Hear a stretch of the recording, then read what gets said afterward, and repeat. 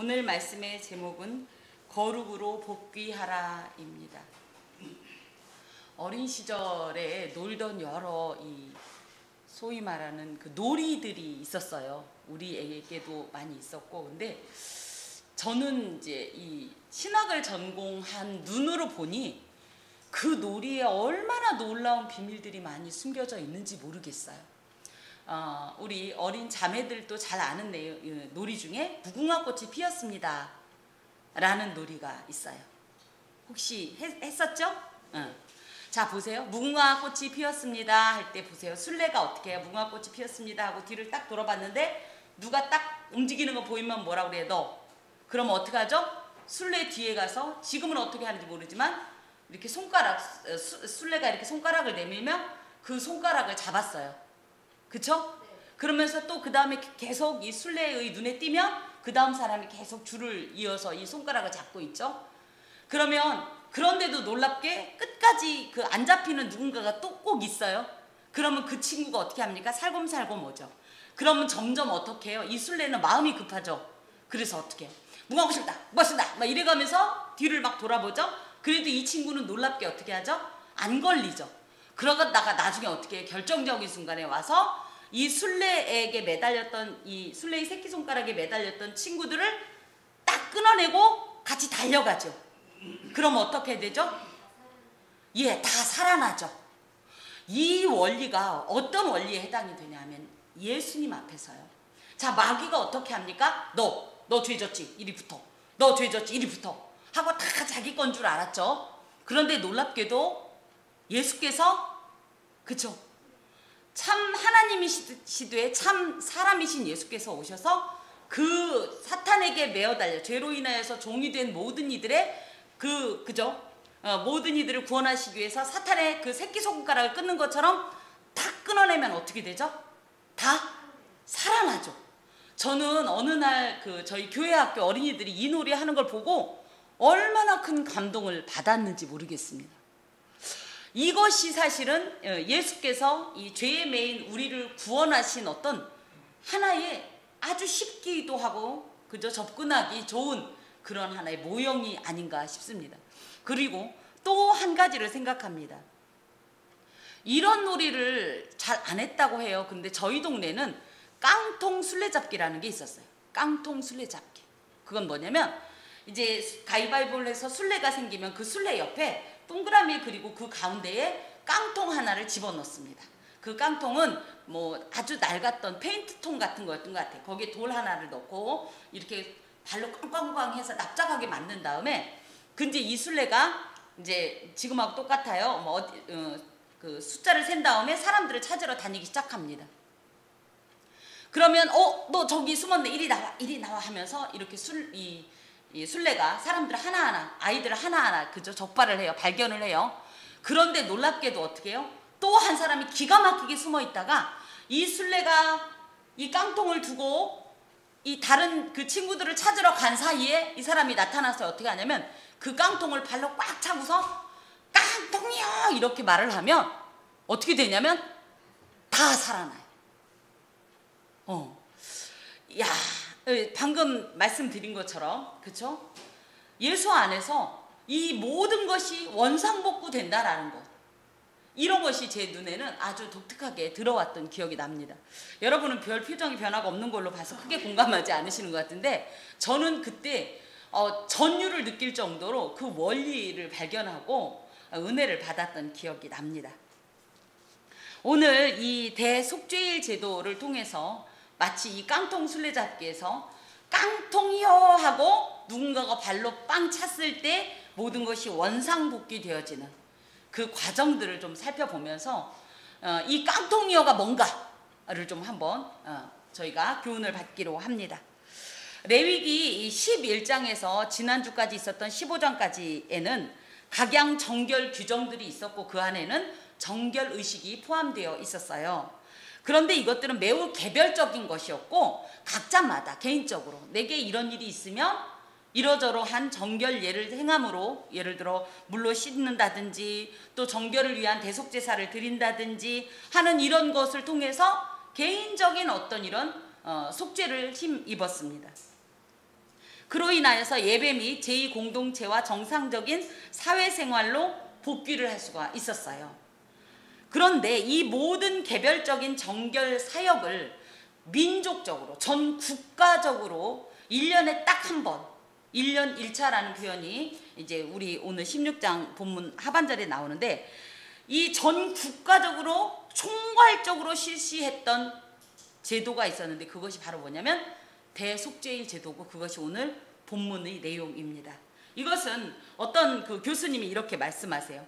죄인에게 베푸시는 하나님의 재활 복귀 프로그램이다.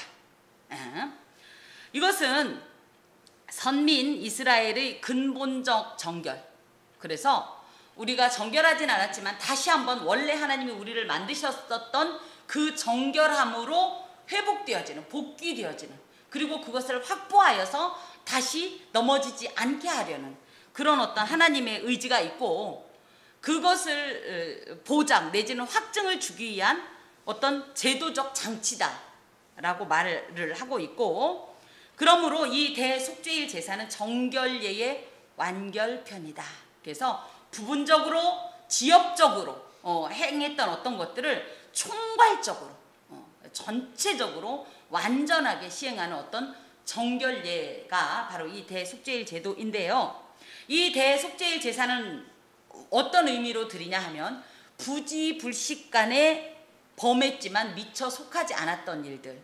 그래서 다시 한번 우리 집사님 댁의 이 제규가 나올 수밖에 없는데, 예를 들어 어린 양을 나의 죄 때문에 속죄제를 드렸죠. 그러면 이제 제규가 나를 위해서, 제규가 양이라고 생각하고 나를 위해 죽었어요. 그러고 났는데 딱 돌아서자마자, 그때도 말씀드린 것처럼 딱 은혜 충만해서 딱 돌아서는데 하필이면 발밑에 돌이 있어서 이 돌 때문에 넘어질 뻔했어요. 그래서 어떡하죠? 오씨, 예를 들어 이랬다. 그럼 이거는 뭐예요? 이 죄가 아닐까요?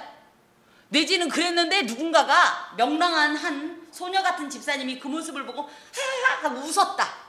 그래서 내 마음에 어떤 마음이 들었다? 저런, 이랬다. 이게 죄가 계속 줄줄줄 고구마 줄기 얽히듯이 얽혀지는데, 그럼 이 죄는 어떻게 하냔 말이에요. 그러면 또 가서 또 고재기를 또 죽여요. 그러면은 저희가 1년 내내 성막이 있어도 부족해요. 드리는 중에도 죄를 짓거든, 생각으로. 그쵸? 이런 죄들을 그럼 어떡할 거냐? 그렇다고 날마다 양만 죽이고 있을 거냐? 그래서 이런 죄들을 포함한, 그래서 미처 소위 말하는 속죄제와 속죄제 간에 있었던 이런 모든 죄들을 한 번에 이렇게 청산하는, 그리고 그것을 하나님께서 일괄적으로 용서해 주시는 제사가 바로 이 대속죄일 제사로서 시편 19편 12절에 보면 하나님께서 나에게 숨은 허물, 그래서 밖으로 드러난 죄보다 더 많은 게 우리 안에 있는 수많은 죄인데, 이 숨은 허물들을 용서해 주시기를 간청한 그 시편 기자의 이 고백처럼 우리에게도 그런 숨은 허물들이 있다는 거예요. 지금 이 순간에도 저와 여러분은 몸은 이곳에 거룩한 모습으로 앉아있는지 모르지만 우리 안에 수많은 생각들이 있는데, 그 생각들 중에 결코 거룩하고 경건한 것만 있지는 않다라는 거죠. 이런 모든 죄까지 하나님께서 싹 다 청산해주는 제도입니다. 하지만 이런 부지불식간에 어쩔 수 없어서 실수로 지은 죄가 아니라 의도적으로, 그래서 같은 이 어떤 악행을 했더라도 계획적인 악행을 한 것에는 가중처벌이 있지 않습니까? 성경은 그럼 이걸 그냥 단순히 가중처벌하냐? 그렇지 않고 고의적인 이 심판의 죄악에 대해서는 어떤 희생제사로도 속할 수 없고 반드시 무서운 마음으로 심판만 기다려야 된다라는 히브리서 10장 등의 말씀에 의거 심판만 있습니다. 하지만 지금 이 대속죄일 제사는 부지불식 중에 실수로, 내 마음은 원치 않는데 나도 모르게 연약함으로 지은 죄의 어떻게 보면 탕감제도이다. 자, 보자면, 자, 크게 이 16장을 이제 나누어 보면 2절부터 5절까지는 속죄일을 어떻게 준비할 거냐, 그리고 6절에서 10절까지는 속죄의식에 대한 규정입니다. 이렇게 제사를 드려라. 11절에서 14절까지는 제사장의 속죄의식. 그래서 늘 말씀드리지만 이 앞에 이렇게 이렇게 가운을 입고 있다고 해서 저는 완전한 존재가 아닙니다. 저도 여러분과 똑같은 자이고 다만 이 시간엔 하나님께서 주신 대언자의 권위로 선 것뿐입니다. 그러므로 저도 연약하니 먼저 누구 말대로 똥 묻은 개가 겨 묻은 개를 나무랄 수 없기 때문에 똥 묻은 개인 이 제사장 먼저 속죄의식을 갖게 되는 겁니다. 그리고 나면 백성들의 이제 속죄의식이 있고요. 또 특이하게도 17장에서 19장 부분에 보면 제사장이 자기만 속죄하는 것이 아니라 그의 집안에 대한 어떤 이런 속죄의식을 행합니다. 그리고 또 회중의 속죄의식이 있고 다시 17장과 19절 안에 17절과 19절 안에 보면 성소를 성결케 하는 의식이 또 독특하게 들어갑니다. 20절에서 22절까지는 속죄 염소인 즉 여기에서 아사셀이라는 표현이 있는데 아사셀 염소를 광야로 내보내는 의식을 하고 23절에서 28절까지는 마무리의 정결 의식이 있으며 이후에는 준수 명령이 있는 것으로 이렇게 구성이 되어 있어서 오늘은 한 절 한 절을 살펴보는 게 아니라 이 맥락에서 쭉 한번 시간별로 이 대속죄일 제사 규정을 좀 정리해 보도록 하겠습니다. 자, 1절 보면 아론의 두 알들이 여호와 앞에 나아가다가 죽은 후에 그래서 이 비극적인 사건을 하나님께서 다시 한번 상기시키는 이유는 잘못하면 어떻게 된다. 예, 나답과 아비후처럼 죽을 수 있다라는 말씀을 하시면서 하나님 앞에 예배드리는 행동이 얼마나 조심스러워야 하는지 얼마나 어부경건이어야 하는지 거룩하신 하나님 앞에서 단 한 치의 오차나 허물이 없을 정도로 완벽을 기해야 하는지 그것은 외양뿐 아니라 이 내면까지도 의미합니다. 그래서 예배 드릴 때 여러분이 나는 비록 자세는 이러고 있지만 내 마음은 그렇지 않아요 할지라도 사실은 사람의 어떤 자세가 의외로 사람의 생각을 주관해요. 그래서 어린 시절부터 저희가 교회 학교에서 훈련받은 게 뭐예요? 요즘 어린 교회 학교는 그 정도는 아니지만 저희는 어떻게 했죠? 무릎을 딱 꿇고 그죠? 그리고 앞에만 딱 쳐다봐야 되고 옆 친구랑 얘기해도 안 되고 물론 그러면 안 되지만 그죠? 허리도 꼿꼿하게 세워야 되고 뭐 이런 훈련을 받았던 이유가 아마 지금 이런 모습의 어떤 훈련이 아니었나 이제 싶습니다. 그러면서 제사장이 하나님 앞에 나아간다는 것은 매우 중요하면서도 두렵고 떨리는 일이다. 그래서 예배가 여러분께서 어제 그제 저와 함께 하신 집사님들께서는 우리 목사님 그죠? 그 모습과 지금의 모습은 어때요? 전혀 다르죠. 제가 그렇게 똑같이 꽃무늬 바지 입고 막 설치고 다녔으면 제가 그러고 이곳에 있으면 여러분 어떻겠어요? 그쵸? 그래서 물론 제가 뭐 제사장은 아닙니다. 구약의 제사장은 아니지만 하나님 앞에 예배를 이 집례하는 자로서의 이 하나님을 경외하는 또 그리고 매우 삼가고 조심스러운 어떤 이런 태도를 이런 표현을 통해서 여러분 앞에 또 하나님 앞에 드리는 거거든요. 그리고 더하여서 하나님께 나아갈 때는 반드시 하나님께서 지시하신 명령과 법도대로만 행해라. 왜냐하면 나답과 아비후의 죄가 뭐였어요? 다른 불로 하나님이 정하지 않은 다른 불로 제사하다. 즉 하나님이 정하지 않은 어떤 행동을 하다가 이렇기 때문에 이런 말씀을 하시느라고 아론의 두 아들이 죽은 이야기를 하나님께서 말씀하십니다. 그러면서 이제 이렇게 조심해야 되는 이유가 뭐냐 하니 여호와께서 모세에게 이르시되 내 형 아론에게 이르라 성소에 휘장한 법궤 위 속죄소 앞에 아무 때나 들어오지 말라 그리하여 죽지 않도록 하라. 성소의 휘장이라고 하면 이 출애굽기 할 때 우리가 성소를 좀 기본적으로 성소 이 구조를 아는데 쉽게 얘기하면 이렇게 사각형 텐트가 있다고 하면 그것을 3등분해서 3분의 2 정도의 공간은 성소라고 그래요.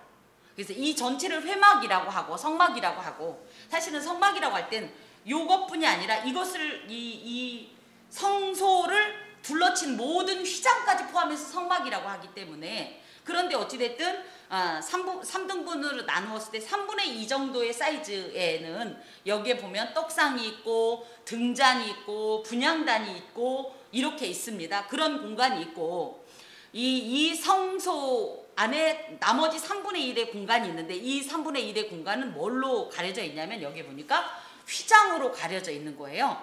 이 휘장이 이제 나중에 예수님께서 십자가에 못 박혀서 죽으실 때 이 휘장과 관련된 어떤 그 놀라운 역사가 우리 이제 지난 사순절에 살펴봤듯이 있는데, 어찌됐든 이 휘장 안에 보면 뭐가 있냐면 하나님의 언약궤라고 해서 여호와의 법궤가 있습니다.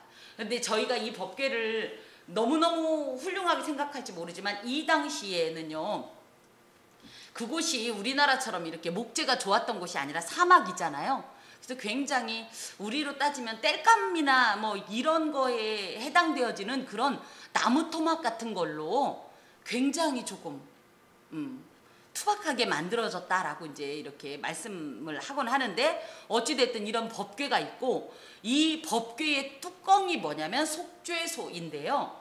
이 속죄소는 어떤 모양이 이제 그려져 있냐면, 후에 이제 계속 우리가 살펴볼 겁니다. 그룹이라는 천사들의 형상이 새겨져 있어요.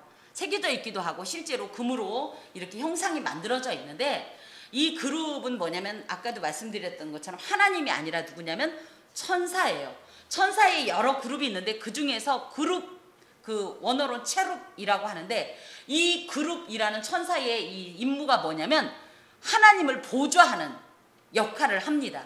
그래서 뭐예요? 이 속죄소라고 할 때 이 그룹이 이렇게 새겨져 있다는 건 이 여호와의 법궤가 마치 하나님이 그곳에 좌정하신 것처럼, 그리고 그것을 보좌하는 것처럼 이런 어떤 상징을 갖고 있는 게 성소 앞, 또 성소에 휘장한 법궤 위 속죄소인데, 결국은 이것이 무엇이냐면 하나님과 만남은 이제 근본적인 만남을 갖게 되는 지성소를 의미합니다. 그래서 이 지성소 안에는 함부로 들어오면 어떻게 된다? 아무 때나 들어오면 어떻게 된다?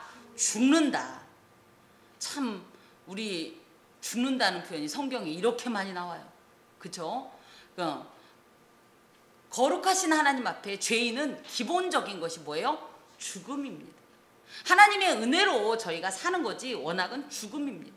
그래서 하나님께서 원하시는 건 죽이고자 함이 아니라 살리고자 함이기 때문에 죽지 않도록 매우 조심스럽게 하나님의 임재 앞에 나와야 하고, 또 몸과 마음을 그에 합당하게 가져야 한다, 이런 말씀이에요. 지금 이곳은 어디입니까?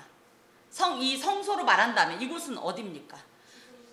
지성소라고 할 수 있습니다. 왜냐하면 이곳에 누가 계시냐면 지금 성령 하나님께서 영으로 계시기 때문에 저희는 저희 눈에 아무도 안 보이니까, 그쵸? 우리끼리만 예배하고 있다고 생각할지 모르지만 그렇지 않은 것이, 제가 그래서 지난번에도 그런 말씀을 여러 번 드렸는데, 이곳 우리가 보이지 않아서 그렇지 영적으로는 성령으로 계시기 때문에, 만약에 하나님께서 아닌 말로 여기 의자 갖다 놓고 여기 딱 앉아 계시고 여러분이 예배 드린다고 하면 지금처럼 예배 드릴 수 있겠어요? 예배 드릴 때 다리 딱 꼬고 앉는다든지, 그죠? 팔짱 끼고 앉는다든지, 또 뭐예요? 사람들하고 얘기한다든지 딴 생각한다든지 하는 것이 이 불꽃 같은 하나님의 눈에 다 비친다면 우리가 그렇게 할 수 있겠냐고요. 바로 이곳이 지성소로서 이곳에 들어온 자는 어떻게 해야 되냐? 하나님 앞에서 참으로 삼가고 삼가면서 예배해야 함을 말씀하십니다. 만약에 그렇지 않으면 죽는다 그랬더니, 예배 잘못 드리면 죽는다는 것이 아니라 그 영이 죽습니다. 하나님 앞에서 온전한 예배를 드리지 못하면 그 영이 죽어요. 죽으면 어떤 일이 일어나냐? 나 혼자만 죽고 마는 게 아니에요. 죽음은, 그죠? 부패되어지고 이러면서 그 주변에 영향을 미치게 돼 있어요. 그래서 지성소 안에 들어와서 결코 죽지 않도록 여러분께서 예배 드릴 때 참으로 하나님을 대면함과 같이 온전한 예배를 드릴 수 있도록 그렇게 최선을 다해야 합니다. 그럼 이 지성소에는 누가 들어가느냐 할 때, 아무나 들어오지 말라 했기 때문에 정해진 사람이 있다. 그 사람이 누구다? 대제사장. 제사장 중에서도 대제사장으로 이스라엘 전체에 딱 한 명이 있습니다. 이제 이 얘기를 하면서 안 나눌 수가 없는 것이, 지금 각 교회마다 세습 제도가 있는데 여러분은 그걸 어떻게 보십니까? 참 민감한 문제이기도 하고 조심스럽긴 하지만 저는 그 세습에 대해서 반대하는 사람입니다. 저희 만약에 뭐 그렇다고 해서 제가 그렇지는 않겠지만, 저희 교회를 만약에 지금 여러분께서 이렇게 예배드리는 이 상태에서 제가 나이가 돼서 은퇴할 때 제가 제 아들에게 세습해 주고 싶을까요? 개인적으로 그냥 일반적인 의미로. 왜요? 아무것도 안 되는 이곳을 왜 세습해 주겠어요? 그쵸?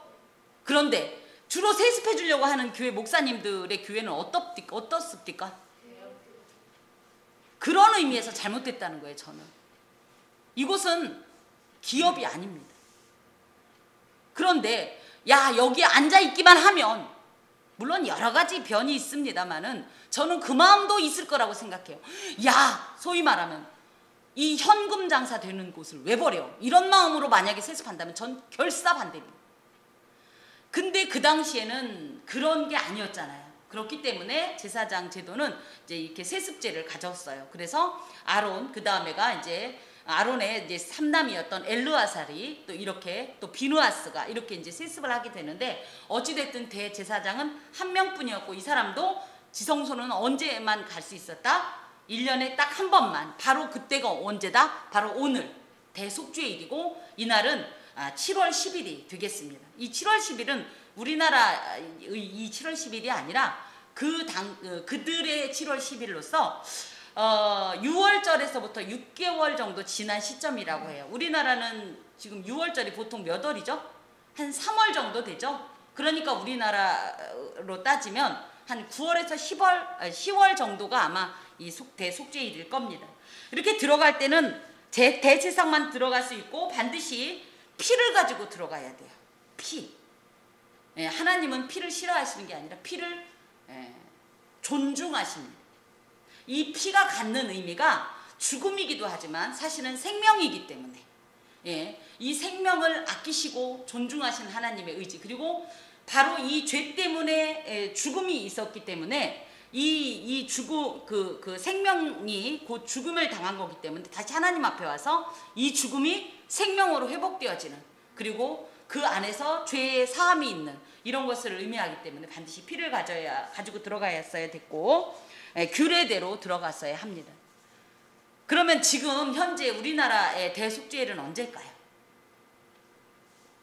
지내봤어요? 안 지내봤어요? 대속죄일 제사 드려봤어요? 안 드려봤어요? 왜 안 드렸어요? 주일마다 드리니까. 어떤 분은 목사님이 안 만들어 주셨잖아요. 뭐 이럴 수도 있는데, 이 규정은 놀랍게도 사실은 구약에만 한합니다. 왜냐하면 예수 그리스도의 죽음으로 말미암아 이 모든 규정이 충족되었고요. 그래서 예수 이후에는 폐기가 되었기 때문입니다. 아까 말씀드린 대로 지성소의 휘장이 예수님이 죽으시는 그 순간에 찢어졌죠. 그것으로 인하여서 하나님이 더 이상 이곳을 그 금인, 사람이 들어오지 못하는 공간으로 만든 것이 아니라 누구라도 들어올 수 있는 공간으로 만들었고, 그렇기 때문에 우리가 이렇게 제대로 갖추지도 못했어도 이 지성소 안에 와서 하나님 앞에 예배를 드릴 수 있고, 그렇게 예배 드려도 죽지 않고 하는 것입니다. 그래서 이제 본격적으로 대속죄일 규정 의식을 보면, 자, 물로 몸을 씻는 행동을 해야 해요. 왜냐하면 특별한 옷을 입어야 했기 때문입니다. 하나님 앞에서 거룩이라는 것은 죄가 있는 상태에서 그냥 아무거나 덮으면 그것이 이 거룩으로 씻어지는 것이 아니라 내가 일단 전혀 죄 없는 상태가 되어야 해요. 물로 몸을 씻는다고 해서 죄가 씻어지는 것은 아니지만 이것은 하나의 상징으로서 물로 몸을 씻은 다음에 옷을 입습니다. 옷을 입기 위해서, 거룩한 옷을 입기 위해서 몸을 씻는다고 해야 되겠죠. 이 옷은요 뭐냐면 4절에 보니까 거룩한 세마포 속옷, 속바지, 세마포띠, 세마포 관으로, 우리 보통 제사장 의복은 어떻게 생긴 것으로 봤어요? 찬란하고, 금빛 찬란하고, 그렇죠? 이런데 이때는 마치 우리나라 이 슬픈 일이 있을 때 예전에 우리는 어떤 옷 입었어요? 상복, 소복이 그죠? 흰 옷 입었죠. 이런 것처럼 평상시에 금이 박힌 이 왕복과 같은 화려한 옷이 아니라 이날만큼은 마치 이 죄인으로서 이 참회하는, 애통하는 슬픔의 상징인 흰색 옷을 입은 겁니다. 그러면서 하나님의 자비를 호소하는 죄인의 신분으로 선 것이고요. 더하여서 거룩하신 하나님의 영광을 나타냈던 때와 달리 이런 하나님 앞에 선 어떤 죄인이면서 또 하나님의 어떤 이런 규정들을 온전히 감당하려 하는 종의 모습을 상징합니다. 자, 우리에게 이것이 또 어떻게 연결이 되냐 하면, 일단 우리의 죄를 씻기 위해서 누가 이런 종의 옷을 입었냐면 예수 그리스도께서. 그래서 빌립보서 2장 5절에서 8절에 보면 그는 원래는 누구셨다? 하나님과 같은 분이셨지만 스스로 종의 신분을 취하고 사람의 옷을 입어서 이 땅에 오신 이 모습이 바로 뭐다? 종의 신분으로서의 자발적인 전락이었다. 그리고 그 일로 인하여서 죄인을 대신하여 죄인으로서 십자가에 못 박혀 죽으심이 이런 모습 속에서 상징이 되어집니다. 무엇보다도 이 제사장이 이런 하얀색 이 죄인의 옷을 입고 하나님 앞에 중보사역하시듯이 예수께서도 죄인의 신분으로 요한복음 17장에 보면 대제사장의 기도라는 내용이 나오는데 거기에 보면 결국은 뭐예요? 남겨지는 이들을 위한 애타는 하나님의 예수 그리스도의 하나님을 향한 호소가 이렇게 되어 있습니다. 자, 또 그 다음에 뭘 해야 되냐면 제물을 확보해야 돼요. 제물은 뭐가 있냐면 자신의 속죄를 위한 일련된 수송아지 한 마리가 있어야 해요. 속죄제를 드릴 때 차등이 있었죠. 그래서 제사장이 죄를 저질렀으면 또 그죠? 회중이 저질렀으면 백성 개인이 저질렀으면 이럴 때 해당되는 수송아지 한 마리가 준비가 되었어야 했고요. 또 백성들의 속죄를 위한 염소는 2마리가 있어야 합니다. 이 부분은 뒤에서 설명하겠습니다. 그리고 번제용 순양이 2마리가 필요한데 그 중에 한 마리는 자신을 위한 그리고 그 중에 한 마리는 백성을 위한 번제용 순양이 필요합니다. 아론은 당연히 이제 속죄 제물을 어떻게 해요? 이 헌제자가 도살을 하기 때문에 자신이 자신의 속죄 제물인 일련된 수송아지를 이제 도살하게 됩니다. 그리고 이제 보면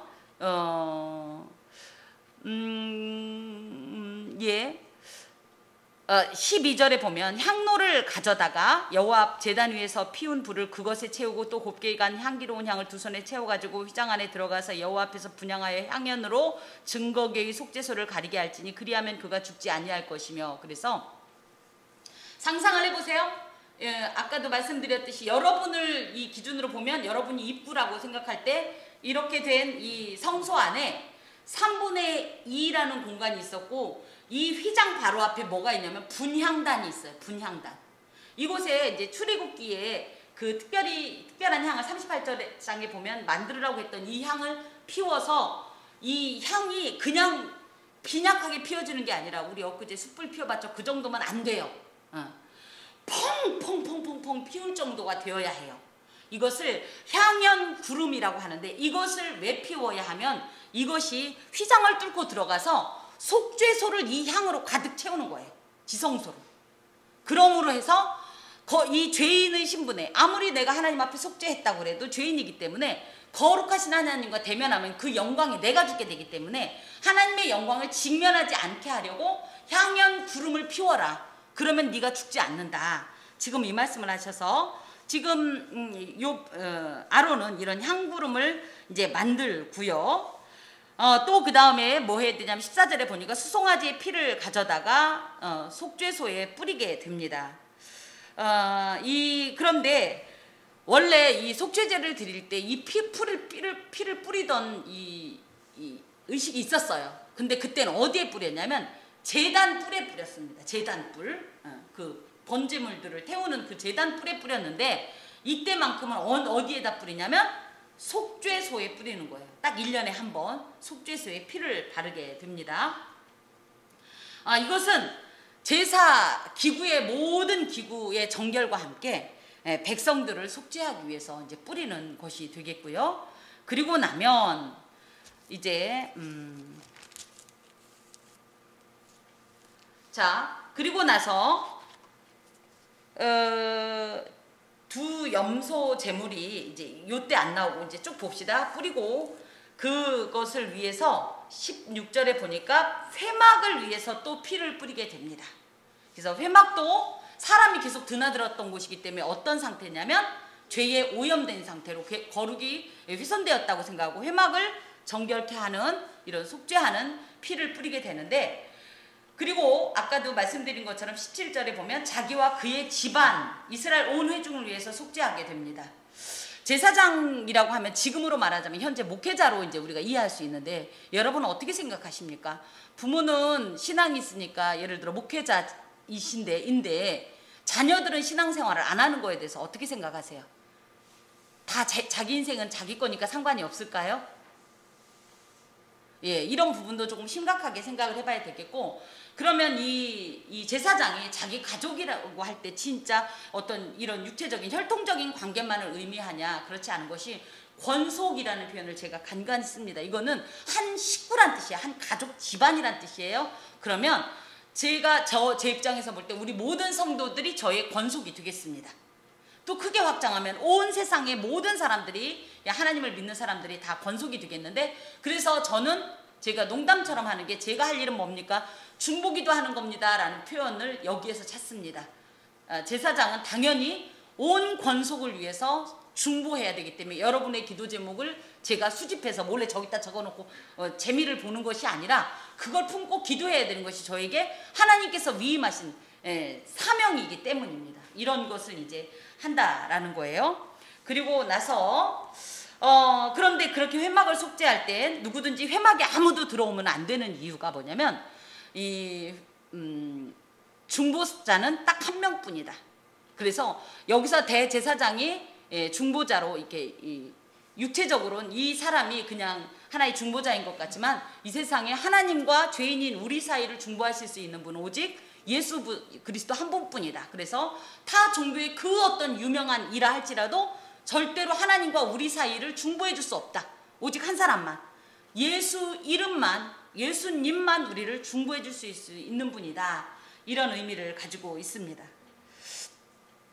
자, 그리고 아까도 말씀드린 것처럼 18절에 보면 이제 아까 속죄소에 뿌린 것처럼 또 제단 뿔에 이제 바르고, 또 이제 드디어 20절부터 뭘 하냐면 염소 2마리를 이제 바치는 의식이 나옵니다. 이것을 두 염소 제물이라고 하는데요. 놀랍게도 2마리를 한 제사에서 한 번에 드리는 경우는 없어요. 그런데 이제 굳이 얘기를 한다면, 우리가 얼마 전에 살펴본 레위기 14장에 보면 정결례 할 때 비둘기 새끼 2마리 그랬죠. 근데 속죄제를 드릴 땐 가난한 사람들은 한 마리는 너무 빈약하기 때문에 2마리를 쓴 거고, 이렇게 두 염소 제물을 쓰는, 그러니까 이 가축 제물을 쓰는 경우가 없는데 요때만 두 가축 제물을 쓰게 됩니다. 이것은 자, 어떻게 진행이 되냐 하면, 첫 번째, 염소가 이제 2마리가 있으면 제비를 뽑아요. 우리 제비 뽑는 게 뭔지 알죠? 그래서 제비를 뽑아서 어떤 염소가 아사셀이 될까요? 뭐 이런 식으로 우리로 따지면, 그래서 딩동댕동 하고 아사셀 염소가 뽑히면 얘는 아사셀을 위한 염소가 되는 거고요. 얘는 누가 되는 거냐면 하나님을 위하여 드리는 염소가 되는 겁니다. 그러면 이 살아있는 염소를 이 염소는 어떻게 해요? 속죄 제물로 드립니다. 하나님 앞에. 그리고 나서 이제 이 살아있는 염소, 얘는 이미 한 마리는 드렸고, 이 한 마리는 이걸 소위 말하는 아사셀 염소라고 하는데요. 보니까 21절에 보면 아론이 이 아사셀 염소에게 그의 두 손으로 머리에 안수해서 우리의 모든 불의와 그 모든 범한 죄를 아뢰고 그 죄가를 염소의 머리에 전가를 시켜요. 그러니까 물론 2마리 다 죄 때문에 죽긴 했어요. 한 마리는 죄 때문에 죽었고, 또 한 마리는, 이게 독특한 의식인데, 이 아사셀이라는 말이 뭐 여러 이 어원들이 있고 출처가 있지만 이제 보냄을 받은 염소라고 하는데, 아사셀이라는 말이 이 광야의 귀신 이름이라고도 하고요. 또 광야라는 자체를 아사셀이라고도 하는데, 얘를 뭐예요? 원래는 이 죄악이 거룩한 진영에 들어와 있으면 안 됐죠. 그런데 이 죄악이 그 광야에서부터 나와서 이 거룩한 진영에 있었단 말이에요. 그러니까 어떻게 해야 돼요? 네가 그 죄를 다 지고 원래 네가 있었던 그곳으로 가라. 이런 뜻이 바로 아사셀 염소입니다. 그래서 그 모든 죄가를 전가받은 염소는 이제 지정된 어떤 이에 의해서 소위 말하는 귀신들의 거처라고 이제 상징되어지는 광야로 끌려가게 되는 이 의식이 아사셀 염소 의식이 되겠습니다. 이 아사셀 염소 의식은 특별히 독특한 어떤 속죄 의식으로서 이스라엘의 죄악을 지고 죄에서 완전히 이 거룩에서 완전히 분리돼서, 죄가 분리돼서 멀리 떠나가서 이제는 다시는 우리는 죄인이 아닌 것을 상징해요. 그래서 이렇게 아사셀 염소가 그 우리의 죄가를 지고 정처 없이 그런 어떤 광야로 떠나가고 나면 그때부터 하나님은 더 이상 우리를 죄인으로 보지 않는다라는 의미가 있습니다. 특별히 이 두 염소 제물에는요, 예수 그리스도의 사역의 이중성이 내포되어 있어요. 즉 예수님의 고뇌와 죽음인데, 첫 번째 죽는 양, 도살당하는 양은 세상 죄를 지고 가는 하나님의 어린 양으로서 예수 그리스도께서 우리의 죄를 위해서 제단인 십자가에서 도살되었음을 의미합니다. 그래서 이렇게 이 죽음으로 말미암아, 이 양이 죽음으로 말미암아, 즉 세상 죄를 지고 간 하나님의 어린 양 예수 그리스도께서 죽으심으로 말미암아 율법에서 요구하는 하나님의 공의가 만족이 되는 거예요. 그리고 또 추방되는 양인 아사셀 양은 산자 예수 그리스도의 어떤 예표적인 어떤 이 측면에서 봤을 때 산자의 땅에서 추방되어지고 끊어지는 아픔, 그래서 그야말로 죽는 이 아픔, 죽음의 아픔 더하여서 엘리 엘리 라마 사박다니라고 예수께서 탄식하였던 그 말 속에는 하나님 나 왜 이렇게 아프게 해서 죽여요 이런 뜻이 아니라 어찌하여 나를 버리셨나이까, 그래서 하나님의 이 은총으로부터 외면당하는 더욱 처절한 고통을 상징해요. 더하여서 이것 때문에 어떤 우리에게 또 이 아사셀 염소를 통하여서 이 예표가 있냐면, 하나님 앞에서 우리의 죄가 멀리 완전히 제거해졌다. 누구로 인하여서? 예수로 인하여서.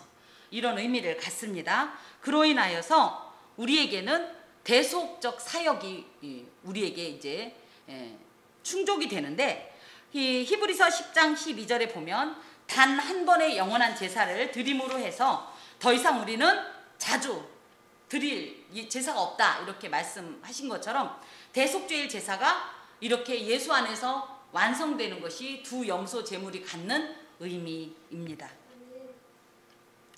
자, 이렇게 아까도 말씀드린 것처럼 두 염소들을 이제 이렇게 도살하고 또 내지는 아사셀 염소로 보내고, 그 다음에 이제 보면 아론은 이제 23절에 회막에 들어가서 지성소에 들어갈 때 입었던 세마포 옷을 벗어서 어디다 두냐면 거기다 두고, 그래서 그러니까 속죄를 다 하고 피를 뿌리고 나와서 이 염소 도살하고 아사셀 염소를 보내고 뭐 이런 것들을 하고, 그 다음에 다시 들어와서 거기서 세마포 옷을 다 벗어 놓고 나와서 몸을 씻고 자기 옷을 입는데, 이 자기 옷이라는 것은 평소에 근무하던 복장을 말해요.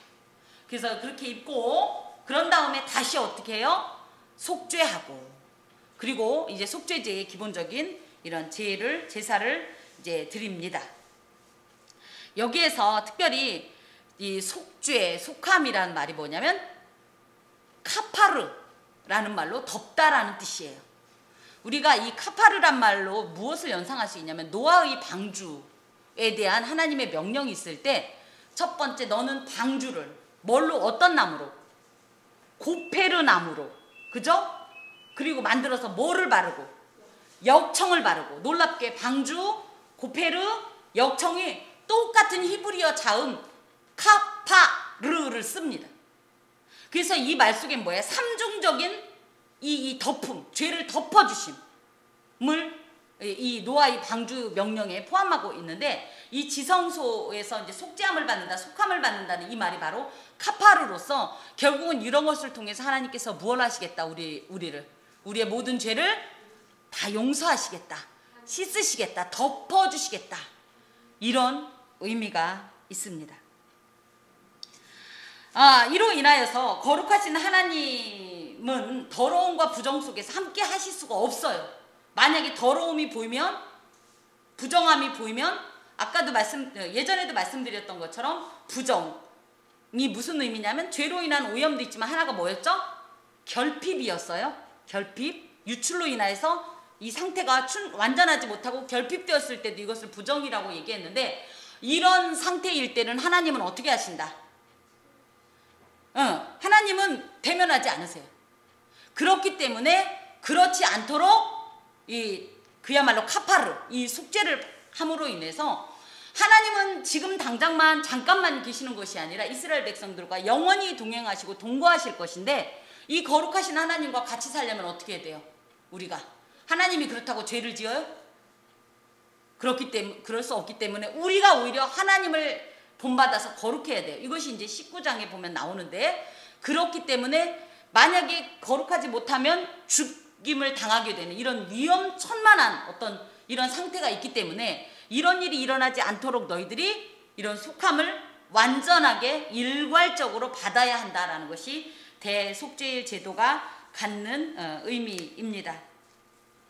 그리고 나면 이제 그 다음에 이제 후처리가 있는데 26절에 보면 염소를 아사셀에게 보낸 자, 또 이 사람도 거룩 정결 의식을 했어야 됐고, 또 속죄제 수송아지나 이런 제물들을 관리한 자들도 또 정결 의식을 한 다음에 진영에 돌아가야 했어요. 그것으로 인해서 죄를 뒤집어 쓴 이런 동물들을 다루는 과정 중에 있고, 다 어떻게 보면 또 사체를 만졌기 때문에 부정케 됐는데, 이런 것들을 통해서 우리가 더욱 철저히, 지금도 거룩하지만, 요즘 제가 많이 미는 말이죠, 지금도 거룩을 소망하고 지향하지만 더욱 거룩을 지향하라 라는 의미를 가지고 있습니다. 그리고 나서 보면 이 규례를 29절부터 보면 이 규례를 일곱째 달 곧 그 달 10일에 드려야 되는데, 그때는 어떻게 드리냐면 스스로 괴롭게 하고 아무 일도 하지 말대. 왜냐하면 이것이 31절에 보면 안식일 중에 안식일이기 때문입니다. 그래서 이 안식일 중에 안식일인데, 안식은 보통 안식일은 우리는 어떤 날로 알고 있어요? 즐겁게 안식할 날. 그래서 굉장히 즐거운 날, 행복한 날로 알고 있는데, 사실은 이 안식은, 진정한 안식은 죄로부터의 자유입니다. 그리고 이 죄의 참소로부터의 이 자유입니다. 이것이 사실은 진정한 안식으로서, 그것을 소망하면서 그렇지 못한 나 자신을 하나님 앞에서 회개하고 또 용서를 간구하는 마음으로, 이것이 바로 사실은 스스로를 괴롭게 하는 겁니다. 여러분, 기쁨의 기도를 드리고 싶지 회개하면서 가슴 치는 기도 드리는 거 좋아요? 괴롭잖아요. 하지만 그것으로 인해야 진정한 이 안식을 누릴 수 있기 때문에 하나님께서 이것을 이제 스스로 괴롭게 하라는 말씀을 통해서, 그래서 이날 백성들은 아무 일도 하지 말아야 되죠. 당연히 안식일이니까 아무 일도 하지 말라는 것이 쉼의 의미도 있지만 전적으로 하나님의 일에 매진하라는 의미도 가지고 있습니다. 그러면서 마음을 겸비함으로써 죄와 이 단절 의지를 가지고 난 다시는 죄를 짓지 않겠다 라는 이런 마음을 가져야 되고요. 특히 이 규례는 영원히 지켜야 한다. 이런 이제 말씀을 통해서 오늘 이 본문의 말씀이 이제 정리가 됩니다. 대속죄일인 7월 11일을 유대인들은 욤 키푸르라고 말을 합니다. 여기서 이제 키푸르라는 말도 같은 자음 크프르를 쓰기 때문에 이것이 이제 속죄의 날이라고 하는 건인데요. 덮는 날이라는 뜻입니다. 이것은 유대 종교력의 정점이에요. 가장 어떻게 보면 가장 중요하고 결정적인 날이라는 의미를 가지고 있습니다. 그래서 이들은 24시간 동안 금식하고 기도하면서 자신들의 삶이 과연 내가 하나님 앞에서 온전히 살았는가, 내가 영적으로나 육적으로나 하나님의 백성으로서 온전했는가를 반성하고, 또 이제 반성으로 끝나는 것이 아니라 앞으로는 참으로 진정으로 하나님 앞에서 온전한 주님의 백성으로 살아야겠다라는 이런 다짐을 하는 날입니다. 그런 의미에서 대속죄일 욤 키푸르는 거룩으로의 복귀이다. 우리가 죄로 인하여서 거룩이 손상당한 거예요. 우리가 아까도 이제 결핍이라는 말씀을 우리로 따지면 연약이라고 하겠습니다. 우리가 왜 죄를 짓냐면 연약하기 때문에 죄를 짓는 거예요. 이 연약한 상태가 뭐예요? 곧 부정한 상태예요. 거룩하지 못한 상태예요. 그런데 이 모든 것을, 이 연약하여서 이 죄를 짓는 이 모든 것, 그죠? 또 실제적으로 죄로부터 오염된 모든 것을 다 씻어버리고, 또 내지는 카파르의 은혜로 다 덮어지고, 없는 것으로 하나님이 용서해 주시고, 다시 한번 거룩으로 완전하고 또 정결한 삶으로 복귀하는 날이 바로 이 대속죄일 제도라는 거예요. 복귀라는 말의 히브리어는 뭐냐면 슈브라는 말입니다. 슈브. 이것이 뭐냐면 회개예요. 우리는 회개를 뭘로 알고 있죠? 그냥 하나님 좀 죄송해요, 약간 뉘우친다든가, 내가 왜 그랬을까, 이런 후회를 한다든가, 이런 차원이 회개가 아니라, 회개는 이 헬라어로 메타노이아라고 하는데, 메타는 뭐냐면 변화이고요, 노이아는 머리예요. 그래서 뭐예요? 잠깐의 행동 정도, 감정 정도의 변화가 아니라 보다 전 인격이 그 죄라고 하면 치를 떨 정도로 아주 그 죄와는 절대적으로 관계를 안 하겠다는 의지를 갖는 것이 회개입니다. 그래서 속사람이 근본적으로 새로워지는 변화가 바로 회개예요. 회개기도 하라면 실컷 울고 나서 떠들고 나서 그 다음에 회개기도 끝나자마자 다시 죄를 짓는 것은 진정한 회개가 아닙니다. 이 문제를 가지고 회개를 했으면 다시는 이 죄를 짓지 않으려고 몸부림을 치면서 아예 우리의 삶의 방향성을 거룩으로 이렇게 고정을 시키는 것이 회개입니다. 그래서 고린도후서 5장 17절에 보면 하나님 앞에서 완전한 새로운 피조물이 되는 그 결정적인 계기가 회개입니다. 그러면 회개는 왜 필요하냐? 모든 인간은 로마서 3장 23절에 보면 모든 인간이 죄를 범하여서 하나님의 영광에 이르지 못한 상태다. 모든 인간이 죄를 범한 상태인데, 그렇기 때문에 이 죄인에게 필요한 것은 뭐다? 속죄함이다. 용서함이다. 하나님의 은총의 덮으심이다.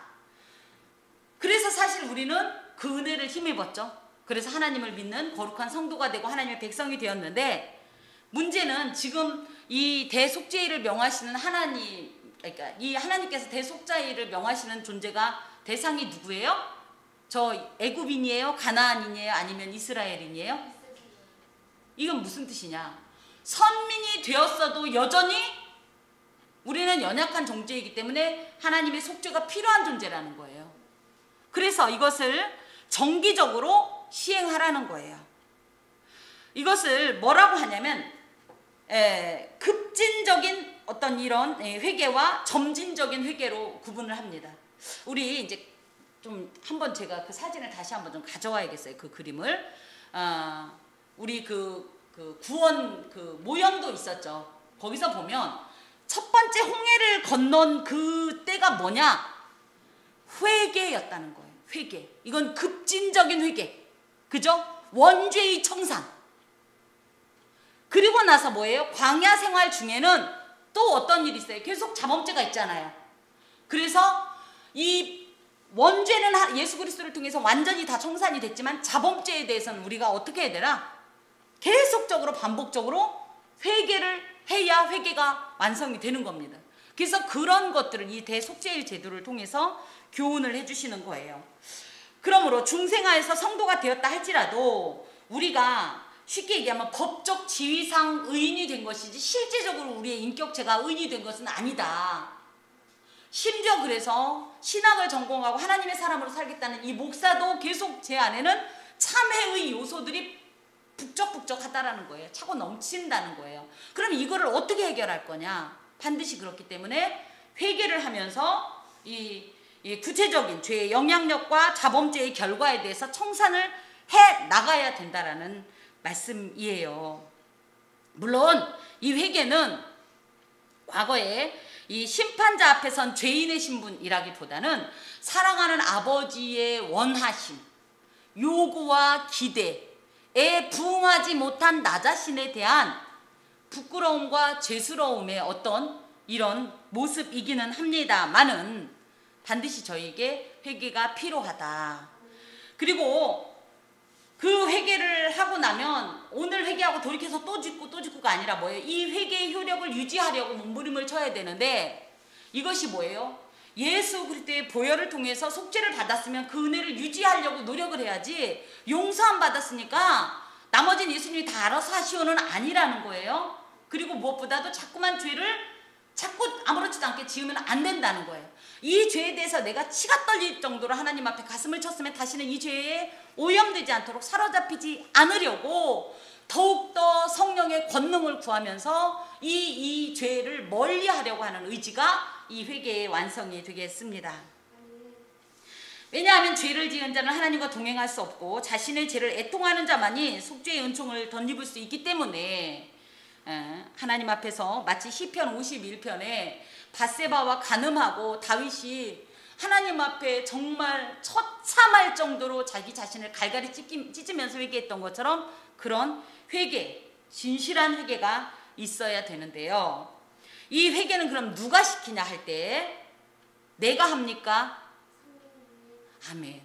물론 우리도 이 양심이 있기 때문에 좀 잘못했다는 생각은 들지만 사실은 성령의 감동으로 회개로 우리를 이끄시는 거예요.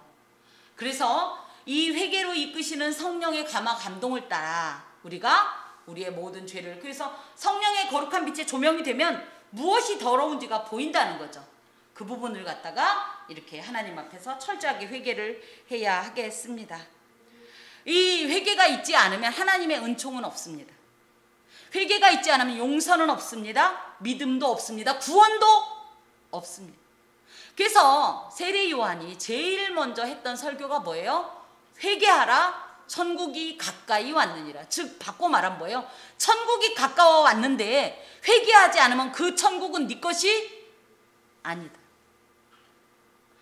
그런데 이렇게 중요한 회개가 현재 시점 어떻게 치부가 되고 있느냐? 기독교 안에서 마치 회개하라라는 말은 인간의 자존심을 건드리는 것 같고 우리 신앙을 의심하는 거야.